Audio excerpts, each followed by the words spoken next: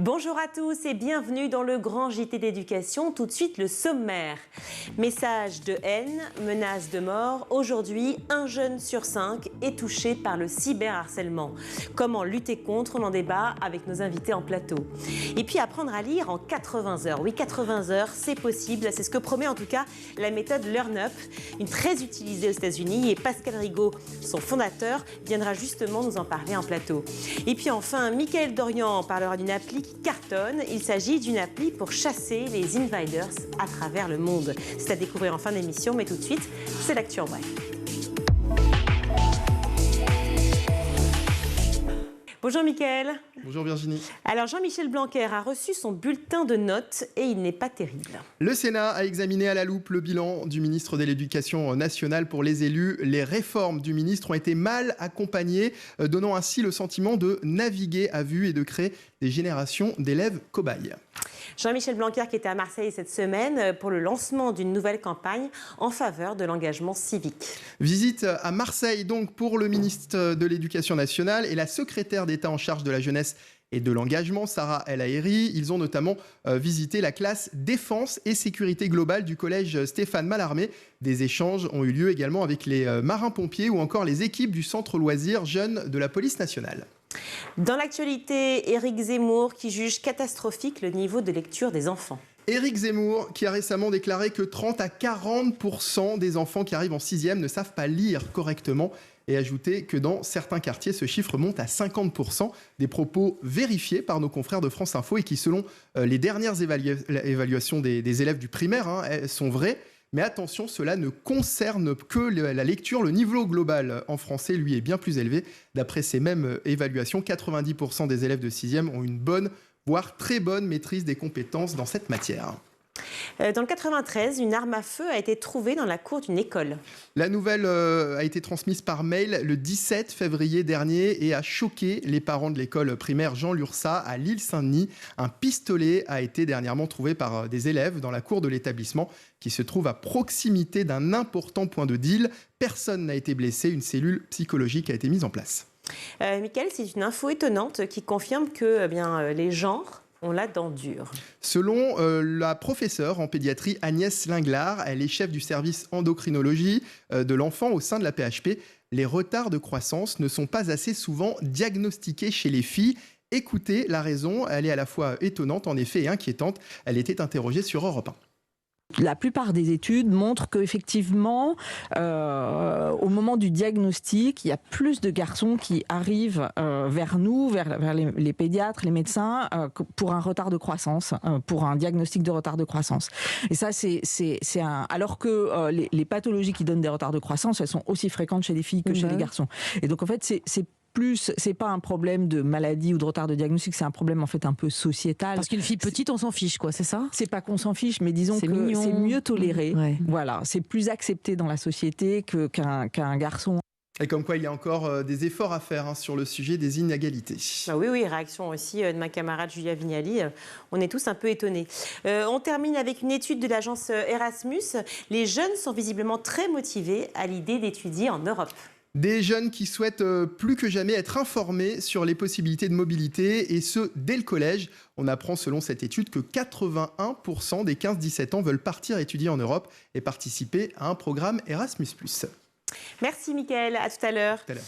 Comment lutter contre toute forme de violence et notamment le cyberharcèlement? Eh bien, c'est notre question du jour. On en parle tout de suite. Et pour en parler, j'accueille Rachel Fleur-Pardo. Bonjour. Bonjour. Merci mille fois d'être avec nous. Vous êtes avocate et cofondatrice de l'association Stop Ficha. On va en parler dans quelques minutes, Stop Ficha, justement de ce que c'est exactement. Bonjour Floriane Gouget. Bonjour. Merci mille fois d'être avec nous. Vous êtes étudiante. L'année dernière, vous étiez en soins infirmiers. Cette année, vous avez changé. Vous êtes en lettres modernes, c'est ça? C'est ça. Très bien. Et vous avez été victime de cyberharcèlement. Vous allez tout nous raconter également. Le cyberharcèlement, eh bien, c'est quotidien aujourd'hui. C'est pour ça qu'on a voulu en parler aussi dans le grand JT d'éducation aujourd'hui. Dernièrement, on a vu ces deux jeunes hommes danser dans une église, susciter le buzz et se prendre ensuite, évidemment, ce torrent d'insultes qu'on connaît, dont on a tous parlé. On se souvient tous de l'affaire Mila, affaire pour laquelle, justement, vous avez pris position. Et c'est peut-être là que tout a commencé. Vous pouvez me raconter? Oui, bien sûr. Alors, c'est là là que tout a commencé, c'est-à-dire que Mila aujourd'hui c'est une amie à moi, mais au tout début de l'affaire je ne la connaissais pas, je la découvrais en fait par les réseaux sociaux et par les médias comme le grand public en fait. Et spontanément donc en novembre, c'est-à-dire 11 mois après le début de l'affaire en janvier 2020, Mila se reprenait une vague de harcèlement. Je ne me souviens plus quel prétexte ils avaient trouvé, mais peu importe. Et donc, au départ, pour replacer le contexte, c'est un message qu'elle a posté en fait face à l'islamisme et sa prise de position face à l'islam de manière générale. En fait, elle a répondu à une vague de harcèlement qu'elle se prenait déjà, avant même le début de cette affaire. Elle se prenait déjà une vague de harcèlement pour son orientation sexuelle, à laquelle elle a répondu de façon assez cash, assez franche. Et la vidéo a tourné sur Twitter, elle a fait des millions de vues et ça lui a valu plus de 100 000 menaces de mort. Donc en fait, elle avait coupé ses réseaux sociaux pendant 11 mois dans le but un petit peu d'essayer de se séparer un petit peu de tout ça. Et en fait, quand elle est revenue sur les réseaux sociaux, elle s'est repris la même vague de harcèlement encore et encore. Et donc j'ai décidé de C'était pour une position religieuse cette fois-ci. Pardon ? C'était pour une position religieuse, cette fois-ci ? C'est-à-dire ? C'était un positionnement par rapport à la religion ? Oui, c'était un positionnement par rapport à la vidéo qu'elle avait postée. Donc, c'est-à-dire que même 80% des jeunes ne sont pas, de ceux qui la harcelaient ne se sont pas posé la question de ce qui s'était passé avant. Mais... Oui. Et donc, elle se reprenait une vague de harcèlement. Et de ma petite position, en fait, je me suis dit, mais c'est pas normal ce qui se passe. En janvier 2020, j'avais déjà pensé que c'était pas normal. Et je me suis dit, là, ça recommence et c'est pas normal. J'ai 1 an d'écart avec Mila, donc je me retrouve forcément dans cette jeune femme. Et donc j'ai posté une story Instagram, un truc bateau, disant que, alors je disais de façon assez crue que je m'en fichais de ceux qui étaient pas d'accord avec moi, que moi de mon côté je soutenais Mila et qu'il fallait oser assumer ses positions comme elle l'a fait à seulement 16 ans pour nos libertés à tous. Et là, ma story qui faisait 30 vues, ma famille, mes amis, elle est très vite passée à 1000, 2000, 3000, 4000 vues. Tout ça en combien de temps ? Quelques minutes ? En moins de 2 heures. En moins de 2 heures. Et ensuite, donc j'ai commencé à recevoir des messages. Ça a commencé par des insultes. Ça s'est enchaîné par des... Oui, je souhaite qu'il t'arrive du mal. Des menaces. Et ensuite, ça a été la vraie menace. On va te brûler à l'acide. Donc tout ça en moins de 3 à 4 heures. Je me suis retrouvée avec un déferlement de messages qui avaient tous ce type de caractère. J'étais en colocation à l'époque, j'étais très loin de ma famille, parce que ma famille vivait en Normandie et moi je vivais avec ma meilleure amie. J'étais toute seule et vraiment, voilà. Mais là, vous avez été complètement glacée. C'est-à-dire que c'était quoi votre réaction ? Est-ce que vous avez quelle réaction vous avez eue la première fois, le premier message ? Vous vous souvenez du premier message ? Alors, je me souviens pas du premier message parce qu'en fait, je me suis pas rendu compte que je recevais autant de messages parce qu'Instagram filtre les messages et donc ils atterrissent dans un onglet qui s'appelle demande et ensuite il y a les demandes masquées. Et donc, je me suis pas rendu compte qu'il y avait tout ça. J'ai posté ce truc-là. Après, j'ai été faire autre chose, lire un livre, il me semble. Et donc, en fait, quand j'ai récupéré mon téléphone, effectivement, je me suis rendu compte qu'il y avait ces messages-là. Et en fait, je me souviens donc pas du premier message, mais je me souviens de la masse de messages. Et je me souviens des mots qui revenaient. C'était plus ou moins tous les mêmes, plus ou moins des insultes, plus ou moins des menaces. Et donc, en fait, oui, je me souviens avoir récupéré mon téléphone et avoir regardé mes invitations par message avec un... Qu'est-ce qui se passe, en fait ? Qu'est-ce qui se passe ? Comment c'est possible ? Enfin... Comment autant de violence d'un coup, comme ça, émanant de gens que je connais même pas ? Comment c'est possible ? Donc vraiment, ma première réaction, ça n'a pas été celle d'être en colère ou de répondre, ça a été celle de comment c'est possible. Sidéré. C'est la sidération, c'est chose qui se passe, Rachel Farpardo. C'est quelque chose qui revient souvent, cet état de sidération, parce qu'en fait, on est un peu démuni, on ne contrôle pas, il y a une perte de contrôle qui est totale. Et en fait, cette absence de contrôle, on va la voir aussi parfois quand on va vouloir saisir la justice plus tard. C'est-à-dire qu'en fait, on est un peu désemparé parce qu'on reçoit plein de messages qui viennent de tous les sens. On ne sait pas comment y mettre fin. La grande différence entre les violences en ligne et les violences physiques, c'est peut-être bien cela. C'est-à-dire que vous ne pouvez pas quitter la salle et ça s'arrête. Non. Encore qu'il faut pouvoir la quitter, la salle, déjà. Il faudrait déjà pouvoir quitter la salle. Je pense mais là, par exemple virtuellement... au harcèlement scolaire qui se limiterait à l'école. Rentrez chez vous, vous êtes à l'abri. Aujourd'hui, le harcèlement scolaire, il se complète par une forme de cyberharcèlement, ce qui fait qu'en fait, le jeune qui va en être victime va se trouver sans arrêt à recevoir des messages qui vont venir directement sur son téléphone. Mais son téléphone, on s'en sert pour tout. On s'en sert pour aller quelque part, pour avoir un plan, pour appeler ses parents, pour être en relation avec ses amis. Si on se sépare de son téléphone, on perd aussi notre lien avec les gens qui nous soutiennent, notre lien social. Et du coup, on se sent, je crois, profondément seul dans ces moments-là. Il y a une vraie différence entre le téléphone, par exemple, et l'ordinateur. Aujourd'hui, on parle de l'ordinateur, effectivement, comme lien possible aussi avec cette cybercriminalité, avec un lien, par exemple, avec les réseaux pédophiles, avec les jeux en ligne. Évidemment, une discussion sur Discord ou autres plateformes. Mais le téléphone, c'est quelque chose de très individuel, très particulier. En fait, avec le téléphone, il y a quelque chose de très intime. Et en fait, avec le développement des téléphones, des smartphones qu'on a vu ces dernières années, il y a aussi le développement de la photographie. J'en parle parce que c'est justement on va y venir, bien sûr. L'objet notamment de notre combat avec Stop Ficha. Et en fait, c'est de lutter contre la diffusion sans consentement d'images à caractère sexuel. En fait, ce téléphone, qu'est-ce qu'il a fait dans nos vies, ce smartphone? Il nous a permis en fait d'avoir accès à quelques clics seulement à la photo et de pouvoir la diffuser ensuite très rapidement derrière. Ce qui fait qu'en fait, en plus du cyberharcèlement classique qui ressemblait initialement surtout à l'envoi de messages ou des appels malveillants, est venu s'ajouter l'envoi de photos non désirées et la diffusion de photos sans consentement, qui est encore une violence supplémentaire bien particulière. Alors, si vous le voulez bien, on parlera de ça dans quelques secondes, parce que j'aimerais vraiment y venir. Bien et ça, sûr. c'est vraiment sur le cyberharcèlement à connotation sexuelle, en fait, très souvent. Je voudrais quand même revenir sur ce moment-là, cet état de sidération dont on parlait au départ, que vous avez vécu. Donc, vous recevez en 2 heures des centaines et centaines de milliers de messages, des milliers de messages qui sont à caractère haineux, des menaces de mort. Vous êtes en colocation, vous venez de le dire. Oui. Vous en parlez, j'imagine, tout de suite avec votre colocataire. Quelle est la réaction ? Alors, on n'a pas du tout le même caractère, c'est-à-dire qu'elle est plutôt, elle a toujours été un petit peu dans l'action, elle a toujours été un petit peu bagarreuse, et donc elle, directement, elle me dit « Attends, donne-moi ton téléphone, je vais régler ça », et je lui dis « Non, je veux pas. » Mais le régler, c'est-à-dire répondre, je vais ou le régler, appeler la police, non, ou appeler les parents, qu'est-ce qu'on fait? Alors, elle, c'est pas, enfin, moi, ça aurait été plutôt ma réaction, elle, c'est pas la sienne. C'est-à-dire qu'elle, elle est vraiment, je vais lui répondre, comment il se permet de te parler celui-là, et puis je vais répondre à celui-là, et je me suis dit, déjà, c'est pas une solution, parce que, est-ce que tu as vu la quantité qu'il y a, tu vas pas répondre à tout le monde, et en plus de ça, ça va rien changer. Dans le pire des cas, il va répondre. Dans un autre, il va reposter les captures d'écran. Parce que ça, c'est déjà arrivé aussi alors, à cette époque-là, je le savais pas, mais je savais je sais qu'aujourd'hui que je me trompais pas. C'est-à-dire que ça m'est déjà arrivé de répondre, même un petit peu avec humour parfois, avec cynisme. Un peu de cynisme sur un ou deux messages qui m'avaient un petit peu agacée.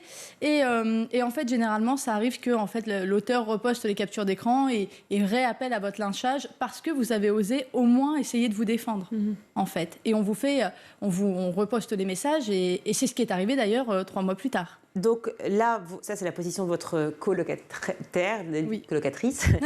Vous, la vôtre, qu'est-ce que vous faites? Vous appelez vos parents, vous appelez des copains, vous appelez la police? Qu'est-ce que vous faites? Alors pas du tout. À cet instant-là, pardon, pas du tout. C'est-à-dire que le matin, je m'étais levée tôt parce que j'avais un rendez-vous et donc du coup, je sais même pas expliquer, mais j'ai posé mon téléphone et je lui ai dit, écoute, je vais faire une sieste, je suis fatiguée et j'ai dormi 2 heures. Ça a été ma réaction. C'est une fatigue aussi intellectuelle, morale, mentale. Enfin, j'imagine que c'est très fréquent aussi. Non, mais... Et puis le déni, peut-être à un moment. Tout à fait. Non, mais il y a une forme de réaction. Les réactions sont tout à fait variées face au cyberharcèlement. Mais en effet, ce qui revient souvent, c'est cet état de sidération que vous décrivez, qui est assez commun. Et aussi, ce que vous dites aussi, c'est que vous ne savez pas quoi faire en fait, pour réagir. Vous décidez finalement de poser votre téléphone. Mais c'est la solution que vous trouvez parce qu'en fait, c'est vrai que les solutions, elles sont un peu compliquées et puis elles ne marchent pas vraiment. Il y a des numéros qui ont été mis en place. À la fois par le gouvernement et puis à la fois par beaucoup d'associations, évidemment, pour pouvoir aider les jeunes. Mais enfin, le réflexe n'est pas automatique. Et puis, c'est vrai qu'on est un peu démunis face à cela. Qu'est-ce qui se passe dans les prochains jours pour vous? Alors, moi, j'ai mis du temps, justement. Vous parliez d'appeler la police, de porter plainte. Tout ça, j'ai mis du temps à le faire. Parce que, c'est un peu oui, paradoxal, mais en fait, si j'ai pas déposé plainte tout de suite, c'est aussi parce que j'avais peur qu'on me reproche ce que moi, j'avais dit. J'avais peur qu'on vienne me faire les mêmes reproches que mes harceleurs, en fait. J'avais peur qu'on vienne me dire « oui, mais vous l'avez cherché », en fait. Finalement, c'est la victime qui devient harcelée, mais d'une autre manière, par ceux qui auraient dû la défendre, c'est ça? En fait, c'est surtout la victime qui, à force de recevoir masse de messages, peut commencer à se sentir honteuse. Et c'est le sentiment qu'ils veulent rechercher. C'est souvent ce profil qui est décrit, c'est que les rapports sont inversés. En général, ce qui se passe quand on est victime de cyberharcèlement, c'est qu'avant, on a dit quelque chose. C'est qu'avant, on a, par exemple, aussi envoyé une photo de soi, ou on aura pris position sur un sujet. Bref, ce qui est à l'origine, quand on remonte la chaîne des événements, il y a d'abord ce premier fait de la victime. Et ça, souvent, chez elle, ça va créer ce sentiment de culpabilité qui peut être tout à fait paralysant. Et c'est là qu'on insiste et qu'on veut dire non, ce n'est pas de votre faute. Vous aviez le droit de vous exprimer. Vous aviez le droit d'envoyer cette photo. Et c'est les personnes qui, derrière, vous envoient ces messages malveillants qui commettent une infraction pénale. Alors justement, vous, avec Stop Ficha, c'est ce qui se passe. On va expliquer ce que c'est que le ficha, parce que c'est quand même très particulier. Vous pouvez nous dire en 2 mots ? Oui, le ficha, en fait, ce qu'on appelle les comptes ficha, plutôt, ce sont des comptes qui se créent sur les réseaux sociaux et qui ont pour objet de diffuser des photos sans consentement à caractère sexuel, souvent, dans la plupart des cas, de jeunes femmes. Donc, à l'origine, en général, dans la majorité des cas, il y a d'abord un envoi d'une photo par la victime, un envoi consenti à une personne dans le cadre souvent d'une relation de confiance. Et derrière, cette confiance va être trahie et cette photo va être diffusée sans son accord à d'autres personnes, et notamment sur ces comptes qui regroupent des milliers de personnes et qui ont pour seul objet la diffusion de ces images. Et pour seul objet, car je l'ai lu sur beaucoup de sites, et pour objet de fournir une base de données pour des harceleurs potentiels. C'est dans le but de harceler. C'est ça. En plus de l'image, pour mieux humilier, en fait, ficha, ça vient du verlan afficher. Donc l'objectif de ces comptes, c'est vraiment d'humilier. Alors pour mieux les humilier, souvent, en plus de la photo, on va dire son prénom, son nom, son lycée, son adresse peut-être, sa ville. Bref, autant d'éléments qui vont permettre de l'humilier davantage et de la harceler davantage et de la menacer davantage en l'exposant même peut-être à des violences physiques, parce qu'une fois qu'on peut vous retrouver, c'est peut-être la suite du harcèlement, et c'est ce qu'on a vu très récemment avec Mila. Exactement. Alors, on va en parler sur le plan, effectivement, de tout ce qui est sexuel, puisque c'est aussi ça qu'on retrouve beaucoup avec Stop Ficha. De votre côté, comment ça s'est passé justement ? Vous avez eu aussi, effectivement, votre adresse tout d'un coup diffusée, toutes vos informations, finalement, personnelles, ou des photos de vacances qu'on a retrouvées sur le net ? Alors, cette histoire, elle s'est vraiment jouée sur plusieurs mois, me concernant. C'est-à-dire que il y a une période où ça s'est un petit peu apaisé. Fin novembre, début décembre, ça s'est un petit peu apaisé. Donc, je me suis dit naïvement que ça allait continuer à s'apaiser jusqu'à totalement disparaître. Fin décembre, il y a un utilisateur du réseau social Instagram qui a réaffiché mon compte. Donc, il a affiché simplement ma photo de profil avec mon nom d'utilisateur en m'identifiant, en disant, je cite, « Elle est islamophobe, allez vous occuper d'elle ». Donc, mais attendez, ça c'est venu juste après une période de calme, c'est revenu comme ça tout d'un coup ? Oui, c'est revenu comme ça tout d'un coup. Alors, je ne sais pas d'où... Donc, le profil des harceleurs, c'est qui ? C'est quoi, de votre côté ? Eh bien, il n'y a pas de profil... En fait, on pourrait croire, par exemple, que dans le cadre de l'affaire Mila ou dans le cadre de la mienne, puisqu'elles sont plus ou moins liées, le profil, c'est des jeunes radicalisés, mais pas du tout. Ce qui n'est pas votre cas ? Non. Pas du tout. Et dans le cadre de l'affaire Mila, on l'a vu au procès de juin, c'est pas non plus le type de harceleur. C'est vraiment... il y avait notamment une jeune femme qui était étudiante. C'est vraiment des jeunes, monsieur et madame tout le monde, j'ai envie de répondre. Il n'y a pas de profil... Enfin, moi, je remarque pas qu'il y ait de profil type. Et vous avez réagi au départ à l'affaire Mila plus pour votre rapport, votre engagement par rapport à la laïcité en France ou par rapport à l'image des femmes ? C'était quoi votre point de départ ? Alors, j'avais déjà effectivement mon point de vue et mon petit engagement sur la laïcité en France. C'est des questions que je me suis posées après les attentats contre Charlie Hebdo. Donc, j'avais 12 ans et demi et c'est une réflexion que j'ai développée bien évidemment au fil des années. Donc, déjà, effectivement, il y avait le fait que je sache qu'en France, il n'y a pas de délit de blasphème. Donc, ce qu'elle a dit, je savais que ce n'était pas condamnable.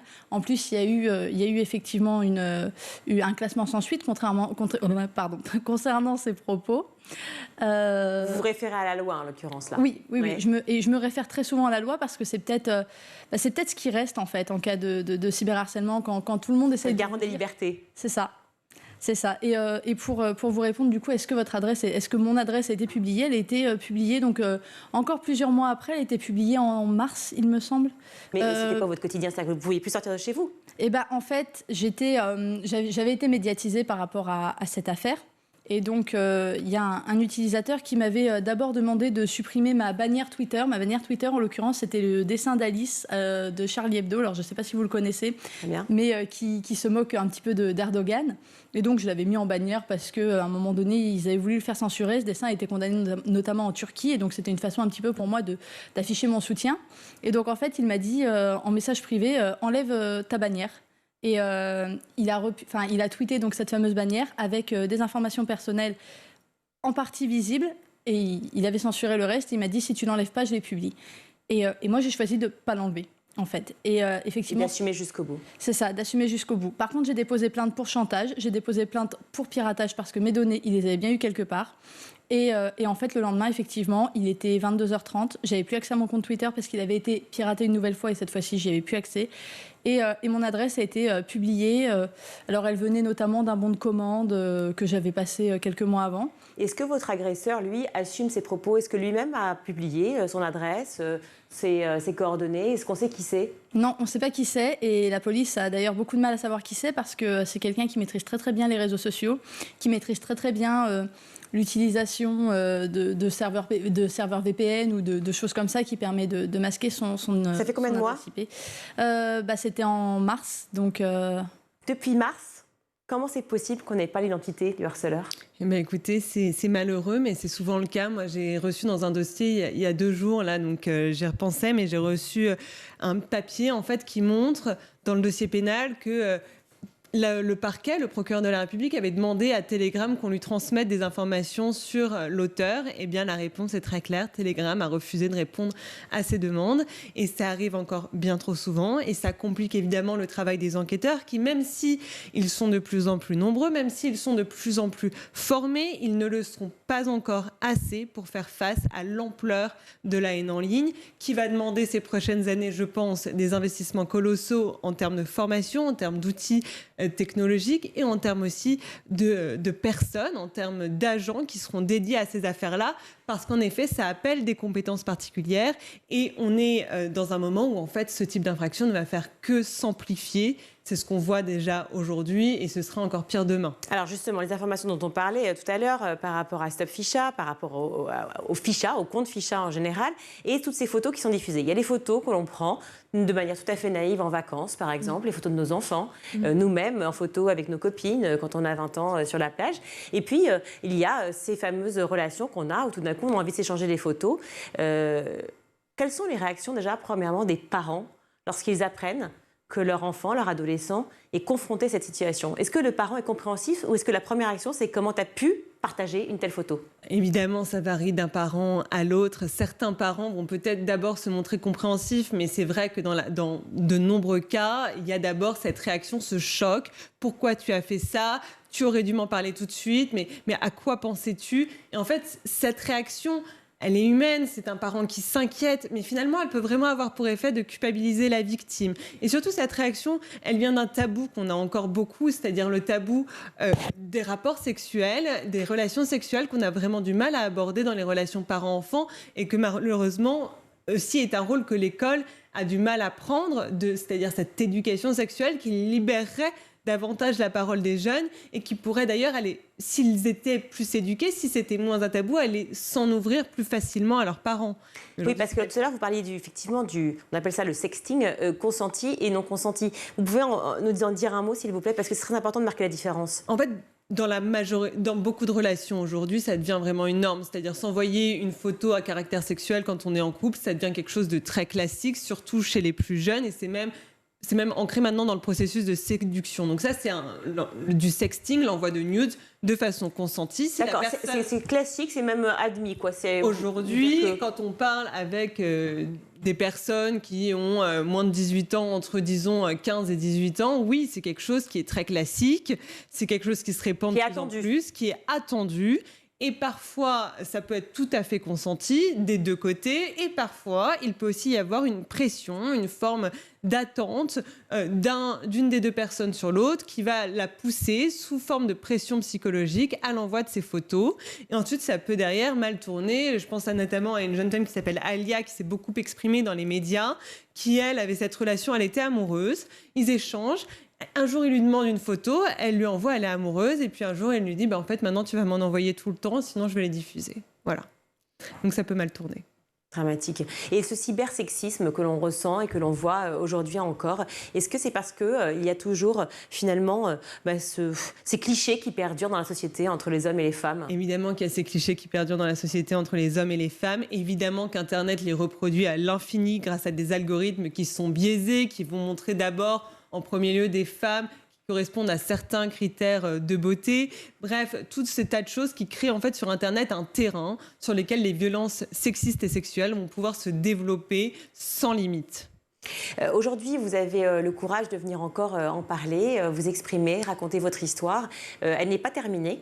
Il me semble que hier encore, vous étiez sur un autre plateau de télévision chez mon camarade Cyril Hanouna et que le passage, rien que sur cette émission, dans TPMP, vous vaut tout d'un coup un relan à nouveau de messages. Alors j'imagine qu'il doit y avoir aussi des messages de soutien d'un côté. Oui, il y en a. Et d'ailleurs, je remercie infiniment les gens qui prennent le temps de m'en envoyer. Et à chaque fois, en fait, presque ça me surprend, mais ça me touche en même temps parce que je me dis, la personne, je la connais pas. Elle a pris le temps de venir m'envoyer un message et elle l'a pas fait sur le coup de la colère comme d'autres. Elle l'a vraiment fait avec bienveillance et elle l'a fait spontanément. Donc à chaque fois, ça me touche énormément.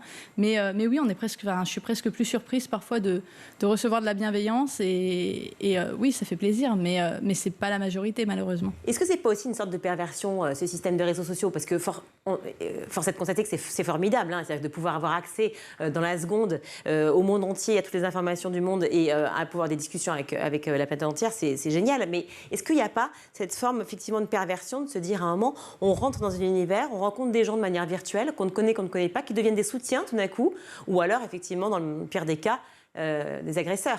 Évidemment quelque chose de très pervers sur les réseaux sociaux, mais c'est aussi, vous l'avez dit, un formidable outil de solidarité. Nous, c'est comme ça qu'on s'est rencontrés avec les cofondatrices de l'association Stop Fischer. On ne se connaissait pas, on était confinés chacune chez nous pendant le premier confinement, c'était en avril 2020.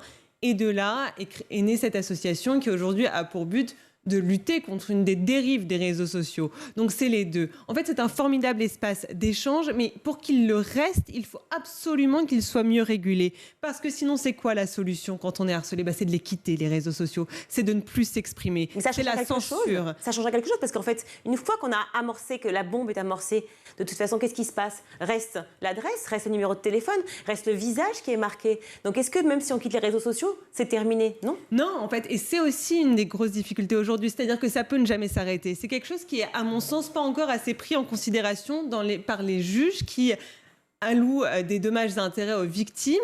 C'est des montants financiers qui sont relativement faibles, alors qu'en fait, un des problèmes avec les cyberviolences, c'est que ça peut recommencer à tout moment. Une fois qu'on a votre adresse, une fois qu'on a votre nom, une fois qu'on a votre image, vous n'aurez jamais la garantie que ça ne ressortira pas encore et que ce harcèlement, que la diffusion de cette image ne reprendra pas. Et ça crée une angoisse, un stress très profond chez les victimes qui n'est pas encore, à mon sens, assez pris en considération. Alors c'est vrai qu'on en parle sur les plateaux de télévision, on en parle aussi au gouvernement, dans les ministères, on parle des violences faites aux femmes, des violences faites aux enfants. On s'insurge contre effectivement ces violeurs qui ne sont pas rattrapés, ces types violents qui sont encore dans la nature alors qu'on a diffusé leur portrait robot depuis déjà 2 semaines et que là, heureusement, le dernier vient de se rendre, le policier en question. Mais je veux dire, ça avance quand même très doucement, c'est très lent. Là, on le dit, je l'ai encore vu sur le site du ministère de l'Éducation, le cyberharcèlement scolaire, justement, est là, est très présent. Alors oui, il y a des progrès, mais pourquoi c'est si lent ? C'est si lent parce que ça implique de l'éducation. Et l'éducation, ça se fait malheureusement sur un temps long. On veut changer les mœurs, on veut changer des manières de voir les choses, on veut changer aussi des rapports très patriarcaux qui sont ancrés dans notre société depuis des centaines d'années. Bref, tout ça prend du temps. Moi, je pense quand même qu'il faut, pour mettre une petite note d'optimisme dans cette émission, il y a quand même du mieux. On a quand même vu ces dernières années de nombreuses lois venir sanctionner plus largement et plus fermement les violences faites aux femmes, les violences sexistes et sexuelles. Comme il n'y avait rien avant, en même temps, c'est qu'on n'est que dans le progrès. On peut dire qu'on vient de loin, mais il y a quand même du progrès. Et aussi sur les violences en ligne, avec une loi notamment très importante qui vise le cyberharcèlement et qui est notamment l'infraction en fait, dont a été victime Mila. Juste un dernier mot. Qu'est-ce que vous dites aujourd'hui? Est-ce que vous pouvez dire à tous ceux qui vous regardent, plutôt à vos agresseurs, parce que vos soutiens, j'imagine que le message est assez simple, mais plutôt à vos agresseurs et à ceux qui ne vous comprennent pas? Je leur dis d'abord que l'anonymat sur les réseaux sociaux, il n'existe pas. On essaye de faire croire qu'il existe et c'est peut-être ce qui crée un petit peu cette liberté, entre guillemets, chez certains, d'aller vous envoyer des messages horribles, d'une violence inouïe. Mais voilà, l'anonymat n'existe pas sur les réseaux sociaux. Donc à un moment donné, même si ça prend du temps, la justice fera son travail. Et voilà. Et s'il y a un autre truc que je dois dire et qui est super important, c'est pas à mes agresseurs ni à mes soutiens, c'est aux gens qui subissent la même chose. Ça a été dit d'ailleurs, mais je le répète, ils ne doivent pas oublier que non, ce n'est pas de leur faute. Et ils ne doivent pas se sentir coupables, ils ne doivent pas avoir peur de déposer plainte ni d'en parler. Ce n'est pas de leur faute et voilà. Merci beaucoup d'avoir été avec nous toutes les deux. Je rappelle Floriane Gouget, vous êtes donc étudiante en lettres modernes et victime de cyberharcèlement. Merci de faire encore l'effort, encore et toujours et demain, d'être là et justement d'être une personne très importante pour tous ceux qui vivent ça au quotidien. Merci également à vous, Rachel Fleur-Pardo, vous êtes avocate et cofondatrice de l'association Stop Ficha. Merci mille fois à toutes les deux. Apprendre à lire en 80 heures, oui, 80 heures uniquement. C'est ce que promet la méthode LearnUp. Pascal Rigaud, qui a développé cette méthode aux États-Unis, sera avec nous dans quelques instants. C'est juste après la pub.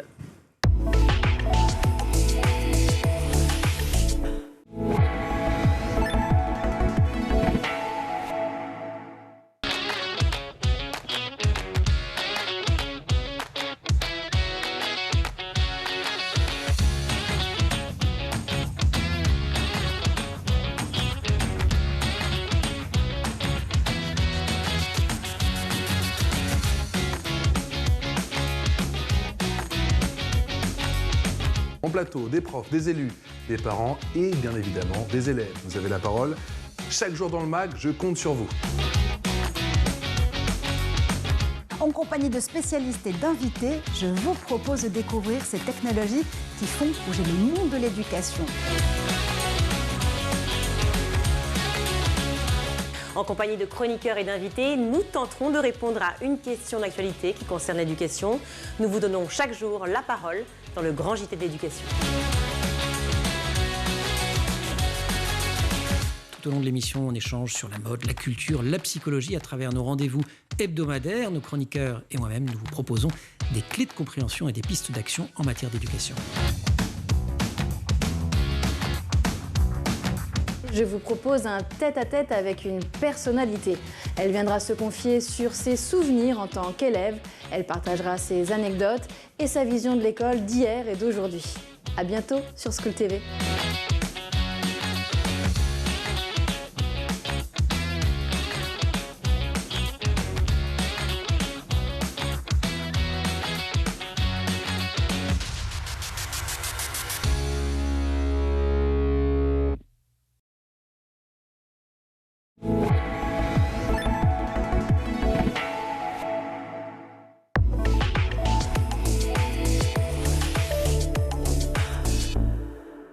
De retour sur le plateau du Grand JT, je suis avec un grand homme. Et oui, il y en a. Et ils sont avec nous. Ils sont sur School. Je dis grand homme parce que Pascal Rigaud est un grand homme sur plein d'aspects, plein de sujets. Vous avez une carrière multiple. On pourrait la développer pendant des heures. Vous êtes parti, donc vous avez travaillé en France, aux États-Unis. Vous avez monté un business de boulangerie absolument détonnant. Mais la raison pour laquelle j'ai voulu vous recevoir aujourd'hui, il y en a plusieurs, hein. À la fois l'homme engagé, car on peut être à la fois entrepreneur et à la fois engagé, un engagé humaniste, mais aussi un engagé malin qui a mis au point une méthode absolument géniale pour apprendre à lire, et ça a donné LearnUp. Racontez-moi, LearnUp, le démarrage, d'où c'est venu? C'est gentil, d'abord, c'est une présentation très sympa. Mais elle est réelle, elle est sincère. Oui, c'est gentil. Bon, d'abord, la méthode, c'est pas moi qui l'ai mise au point. J'ai un petit garçon qui a le syndrome d'Asperger et qui avait des difficultés pour apprendre à lire. Donc j'apprenais à lire à ses sœurs, mais lui, j'arrivais nulle part. Donc je me suis posé la question. Son syndrome d'Asperger a donné une sorte de dyslexie. Enfin, qu'est-ce qui s'est passé? C'est un petit peu tout. C'est le manque d'attention en général, et puis véritablement des difficultés d'apprentissage, comme on dit. Et donc j'ai cherché partout des méthodes qui pouvaient lui permettre d'apprendre à lire rapidement. À ce moment-là, vous étiez aux États-Unis ou en France? Toujours aux États-Unis, ouais. Il est né aux États-Unis. Moi, ça fait 30 ans que je suis là-bas ou que j'étais là-bas. Et donc, je cherche plein de méthodes. Il y a plein de trucs qui existent, en fin de compte. Et il n'y a rien qui marche. Et je commence à me gratter un petit peu la tête et me dire, mais c'est pas possible. Qu'est-ce qui va se passer? Et quand on commence à faire quelques recherches là-dessus, on se rend compte que des enfants qui n'arrivent pas à lire à un certain âge ont beaucoup de difficultés pour la suite de leur vie en général. Aux États-Unis, c'est assez marquant puisqu'il y a des statistiques qui disent que des enfants qui, à l'âge de 14-15 ans, ont deux niveaux de lecture en dessous, ont une énorme chance de passer entre 1 et 5 ans de leur vie en prison. Donc c'est lourd. Ouais. Donc on est le papa d'un petit garçon qui a des difficultés pour lire ou même qui ne lit pas du tout, on commence à se poser de sérieuses questions. Donc j'ai vraiment cherché, on a finalement trouvé à San Francisco une petite école avec un type absolument génial à l'intérieur de cette école, il s'appelle Steve Tatum.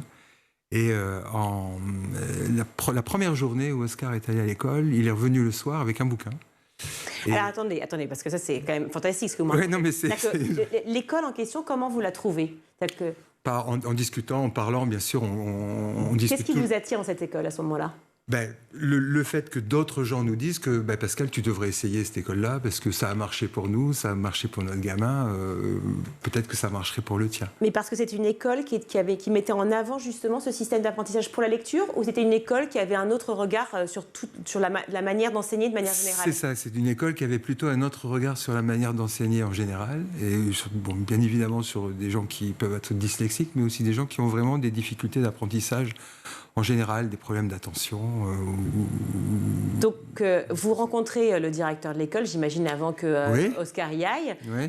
Il vous dit pourquoi pas essayer. Oui, moi aussi, pourquoi pas. Voilà. Donc, on a tout fait. Votre fils Oscar, quelle est sa première réaction? Ok, je change d'école, ça veut dire que j'ai plus les mêmes copains, ou comment réagit-il? Lui, je pense que ce qui est important aussi, c'est qu'il y a des enfants dans ces conditions-là qui sont vraiment... qui reconnaissent leur propre situation. Donc, en fin de compte, lui, il était demandeur de ce genre de truc. Il dit, ça serait quand même vachement bien si je pouvais arriver à lire comme les copains, quoi. Donc, lui, il n'avait aucun problème à changer d'école et à essayer des trucs. C'est génial, déjà, cette faculté de pouvoir, comme ça, s'adapter. Ouais, mais c'est aussi essayer il y a toujours quelque chose, quoi, qu'on peut essayer de faire. On n'est pas... parfois, on se dit il est trop tard pour être pessimiste. Donc, dans ce cas-là, c'était vraiment ça. Donc Oscar va à l'école. Il va à l'école. Il revient le soir. Il rencontre Steve Tatum. Il lui donne un bouquin.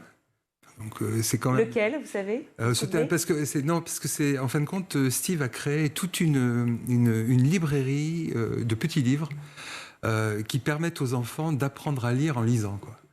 Et c'est vraiment ça le côté extraordinaire de cette méthodologie, c'est-à-dire qu'on a passé des années à essayer d'apprendre à lire, on n'y arrive pas, et la première chose qu'on fait ou qu'on vous donne quand on arrive à cette école, c'est qu'on vous donne un bouquin. Et donc on se dit, mais je ne sais pas lire, pourquoi me donner à lire? Et en fin de compte, on apprend très vite à lire une phrase, 2 phrases, 3 phrases, et quand il est revenu le soir, il lisait 3 phrases.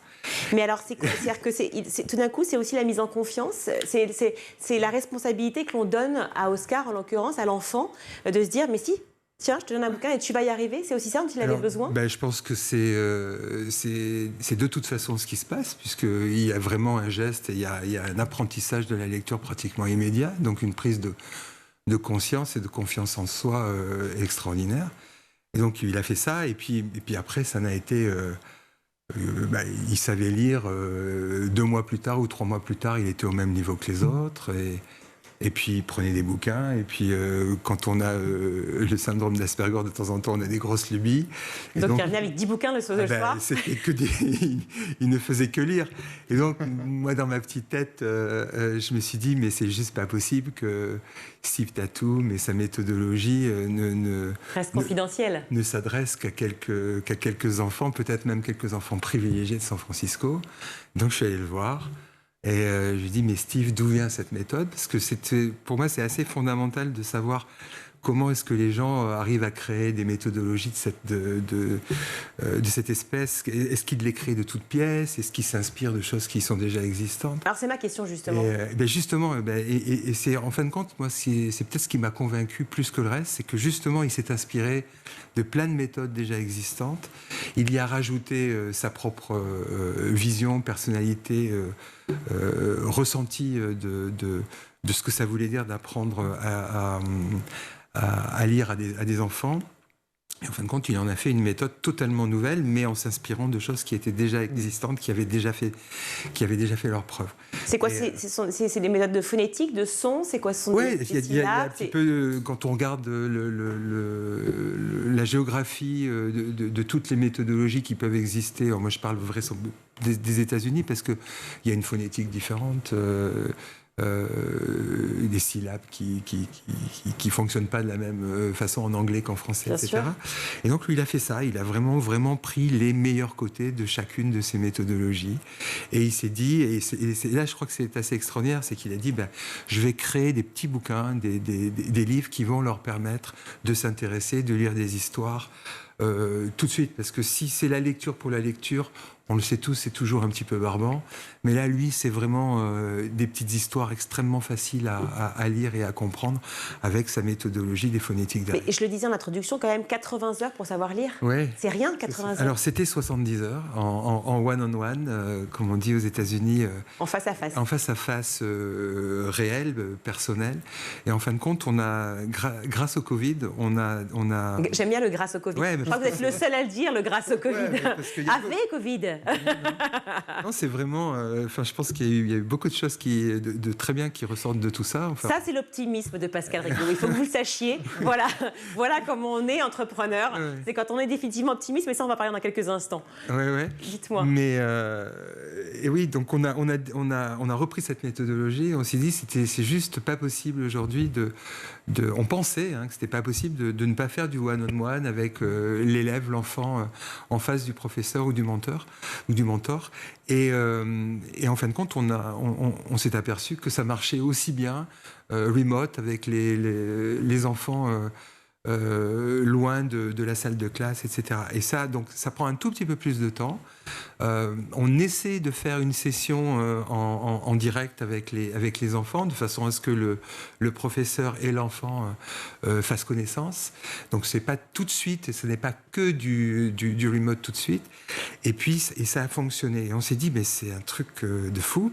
Parce qu'on pensait vraiment que que la relation en 1-1 en personne était primordiale dans ça. Et en fin de compte, pas. Et vous l'avez monté aux États-Unis et en France, parce que le temps presse, donc je veux bien qu'on. Oui. Donc monter aux États-Unis et monter en France. Alors, il y en a bientôt ou pas? Alors on espère, oui, bien sûr.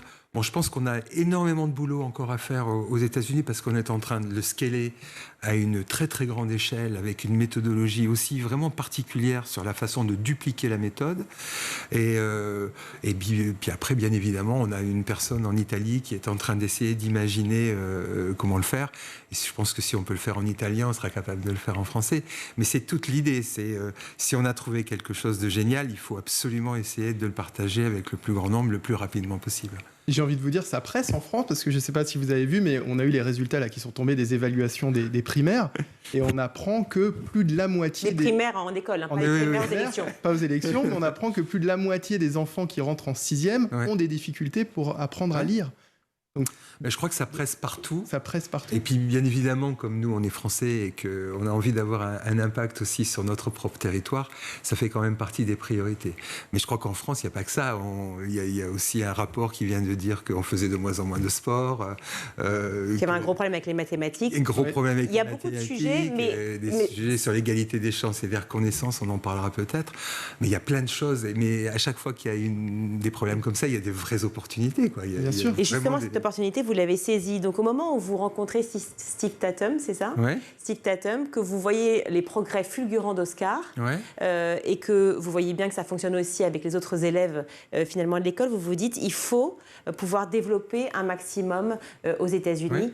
donc ce réseau. Vous êtes à combien d'écoles ou de réseaux aux États-Unis? Alors, nous, c'était assez particulier parce qu'en fin de compte, ce qu'on appelle les after-school programmes, tout ce qui est l'après-midi, en fin de compte, il y a des business models qui sont extrêmement compliqués parce qu'en fin de compte, on n'a que 4 heures pour amortir les investissements immobiliers, etc. Donc, quand on construit des écoles, un after-school programme, il faut construire des écoles avec des toilettes pour les garçons, pour les filles. Ça ne pouvait pas s'intégrer au sein même des lycées déjà existants, des écoles existantes? Non, parce que je pense qu'on a un petit peu le même problème ici, c'est que c'est toujours très compliqué d'avoir accès au système d'éducation publique pour plein de raisons.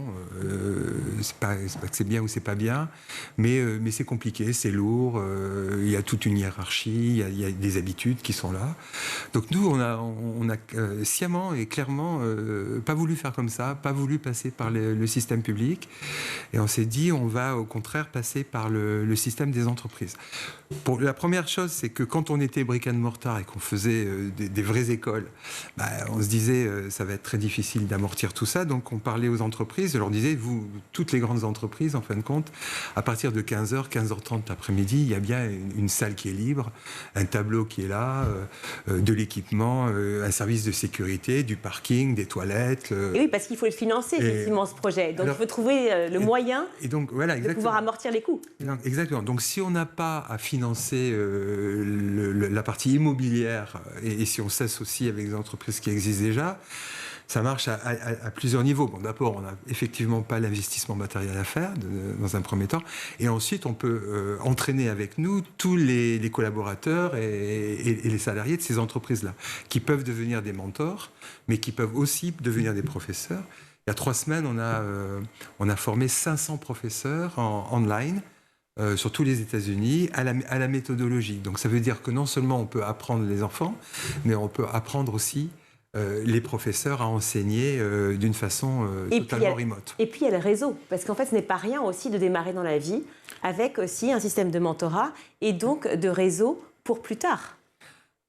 C'est tout ça. Si on sait lire, c'est déjà très bien. On commence avec des très bonnes bases. Puis on se rend compte, alors moi c'est quelque chose que j'ai plutôt envie de développer en France. On est en pleine phase de test dans des collèges et des lycées publics. Et l'idée c'est de se dire, si on sait lire, après qu'est-ce qui fait la différence? À quel moment est-ce que on n'a pas le même avantage que certains? Et donc la création de réseaux, l'égalité des chances, l'égalité des reconnaissances, c'est quelque chose qui est très important pour nous. On dit que si on sait lire, si on a un bon petit réseau au départ ou quand on arrive en 3e pour pouvoir trouver des stages comme tout le monde, ou comme du moins ceux qui ont déjà des réseaux, et puis si on arrive à s'exprimer de façon orale relativement correctement, on a pratiquement tous les bons outils pour bien démarrer dans la vie. Quand je parle de réseau, j'insiste juste là-dessus pour ceux qui nous regardent, on ne dit pas de réseau juste pour avoir la bonne personne et pour avoir un job de manière facile et ne rien faire derrière. C'est pas ça un réseau. Non, c'est pas ça du tout.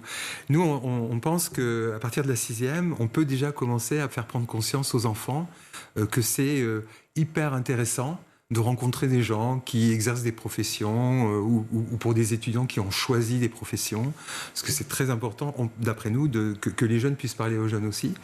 Et donc, on est en train de mettre un système en place complètement remote où on met en relation les étudiants qui ont choisi des professions et des voies et des professionnels de toutes sortes. Mais vraiment, quand je dis toutes sortes, c'est justement cette idée d'égalité des reconnaissances. Tout le monde a un but, toute profession sert à quelque chose.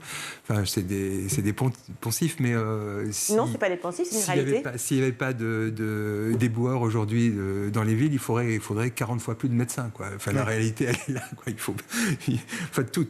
S'il n'y avait pas quelqu'un à 2 mètres sous la route pour réparer un câble, on ne serait pas en train de regarder la télévision ce soir. Donc, tout le monde a de l'importance. Et c'est ça qu'on essaie de mettre en relation. C'est toutes les catégories socio-professionnelles, y compris les artistes, les sportifs, etc. Comment est-ce qu'on peut arriver à engager et à montrer aux enfants qu'il y a une pléiade de choses à faire. Et nous, donc ça dure 20 minutes. C'est un enfant, 3 enfants, un professionnel, 20 minutes. Il y a des référents dans chaque collège et lycée qui organisent ça au moment des repas, parce qu'il faut que les professionnels puissent être libres. Et on a fait des tests dans la région de Bordeaux. C'est un carton, quoi. Les enfants adorent. Alors, quand ils sont trop petits et qu'ils ne peuvent pas choisir de profession, il y a une espèce de roue qui tourne et puis ça peut tomber sur joueur de foot, avocat, comptable, etc., journaliste, animateur. Et puis par contre, s'ils commencent à avoir quelques idées, on commence à les diriger vraiment sur des professions qui peuvent les intéresser. C'est un peu différent de Learn Up, ça, hein, on est d'accord. C'est totalement différent de Learn Up. Non, mais pour que les choses soient claires, pour ceux qui regardent, effectivement, il y a Learn Up d'un côté, avec effectivement cette idée vraiment de méthode d'apprentissage de la lecture qui est complètement révolutionnaire et que vous allez, j'espère, importer en France rapidement et qu'il faut importer en France rapidement. Et puis, effectivement, cette idée de l'homme engagé dont je parlais au tout début de notre conversation et qui, l'homme, effectivement, a envie de mettre à profit les bonnes idées, l'intention, la bienveillance et l'idée du collectif dans le réseau avec ce système de mentorat et cette envie aussi de redonner envie, en fait, aux enfants. Oui, ou de leur donner envie, parce que la plupart du temps, ils ne savent pas. Ils font partie peut-être d'une catégorie socio-professionnelle où les parents n'ont pas les réseaux qu'il faut, n'ont pas le temps non plus de les développer. Et ça, pour nous, c'est vraiment le début de l'égalité de reconnaissance commence par là, quoi. C'est qu'il faut absolument, très tôt, commencer. Donc nous, on a une phrase magique que les différents professionnels ou les étudiants disent à la fin de ces 20 minutes, c'est si tu as besoin de quelque chose ou de quelqu'un, tu as mes coordonnées, appelle-moi quand tu veux.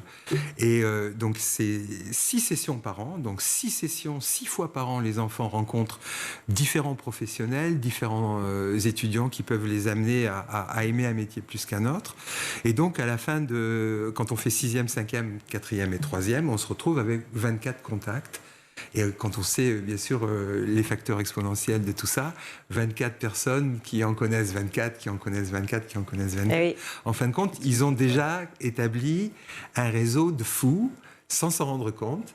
Et ils vont trouver un stage facilement. Et ils ont l'impression de ne plus être tout seuls. Et ils peuvent poser des questions. Et ils ont créé leur petit réseau de façon extrêmement simple, sans véritablement y penser pendant ces 4 premières années de leurs études. Pascal, bravo. Je propose qu'on se laisse un tout petit temps, on va le faire court, et qu'on se retrouve d'ici 1 mois ou 2, quand on aura une bonne nouvelle et que vous me direz, je reviens. J'en ai déjà une. La bonne nouvelle, c'est qu'au mois de septembre, on va être dans 50 collèges et lycées. Il y aura 2500 professionnels qui vont participer à ça, et on va avoir un impact sur aux alentours de 7500 élèves. Donc, quand on commence à faire ça et qu'on crée la méthodologie autour de volume de cette espèce-là, après, c'est beaucoup plus facile de dupliquer partout. Merci beaucoup, Pascal Rigaud, d'avoir été avec nous. Bravo pour votre engagement, bravo pour Big Réseau. Et on se reparle, j'espère, très vite pour la suite, car je sens que la suite va être grande. Là, je bouillonne, là. On est prêts. Merci. C'est l'heure de la chronique de Mickaël Dorian. Il nous parle d'une appli qui cartonne et qui permet de chasser des invaders à travers le monde. Wow.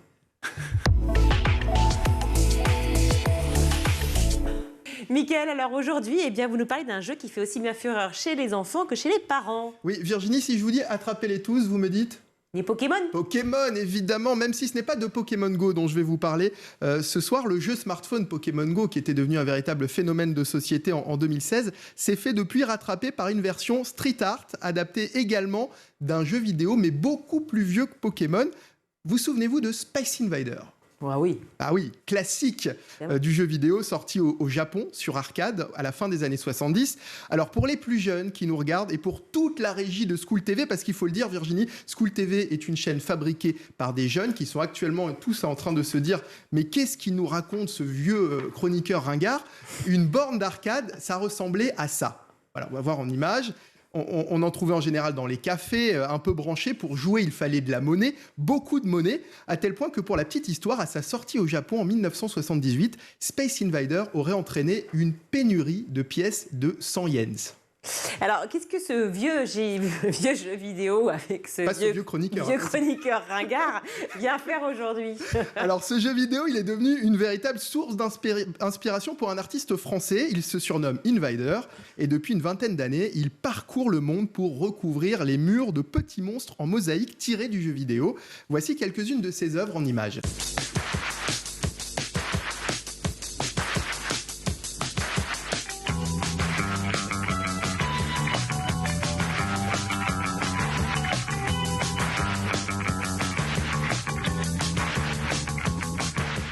Bon, alors, ça vous parle, hein, forcément, vous en avez déjà vu dans les rues, hein, Virginie. Oui, moi j'adore le street art en plus. Et si le projet est né à Paris, il existe aujourd'hui plus de 4000 Invaders. Ce sont les petits monstres, hein, répartis dans 80 villes du monde et pas que sur Terre. D'ailleurs, regardez, l'artiste a même réussi à installer une de ses œuvres à bord de la Station Spatiale Internationale. Bon, et alors comment ces œuvres d'art justement ont réussi à faire de l'ombre aux Pokémon? Il y a quelques années, l'artiste a décidé de lancer une application. À chaque fois que l'on tombe sur une de ses œuvres, il suffit de la photographier. Le smartphone se charge de la vérifier grâce à une base de données et à la géolocalisation. Si la découverte est validée, on gagne entre 10 et 100 points. L'application s'appelle Flash Invaders. Elle est disponible gratuitement sur iOS et Android.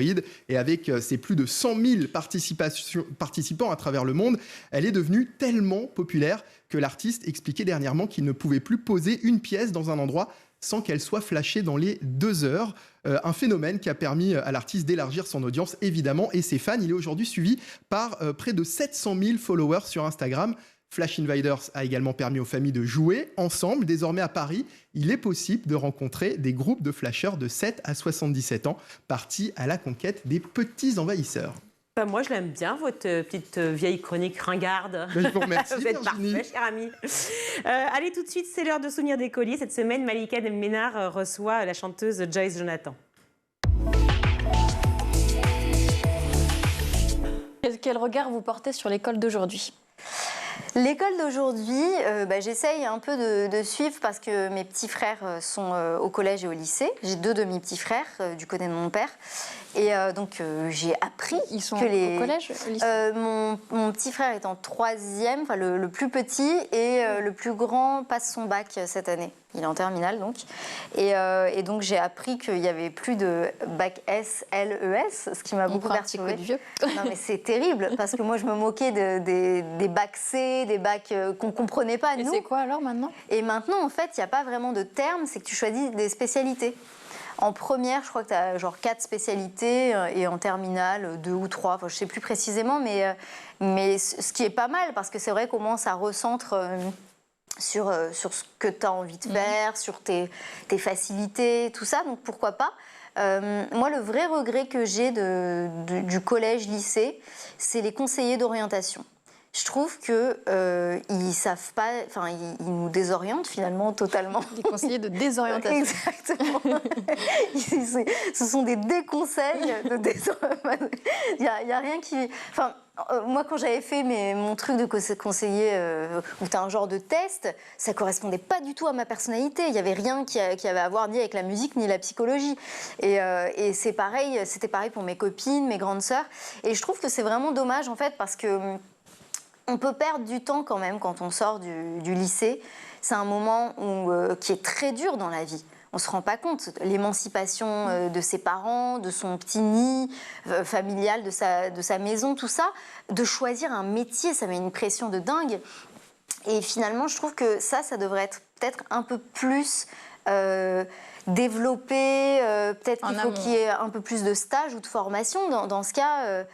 Sans que ce soit des bacs technologiques ou des bacs professionnels. Mais c'est vrai que c'est très très dur le grand saut qu'il y a entre la terminale et la fac, ou n'importe quelle école secondaire, enfin je ne sais plus comment on dit, secondaire, école, n'importe quelle école après le bac. Vous avez une petite fille, on l'a dit. Oui.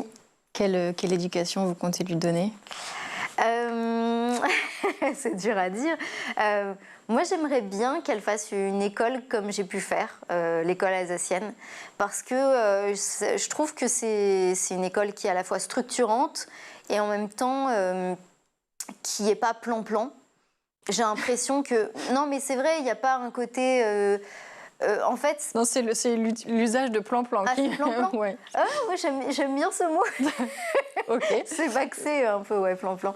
Mais non, en fait, ce que j'aime bien dans ce genre d'école, c'est qu'il y a un petit peu de tous les horizons. Bien sûr, je pense que c'est un privilège d'être à l'école alsacienne, mais malgré tout, il y a quand même des personnes qui viennent de tous les horizons. Et c'est important d'avoir une connaissance un peu déjà du monde, entre guillemets, quand tu grandis et quand tu évolues. Vous trouvez que ça travaille l'ouverture d'esprit, quoi? Bien sûr, c'est tellement important. C'est tellement important, en fait, de ne pas réaliser les choses trop tard, parce que c'est comme ça qu'on perd du temps ensuite.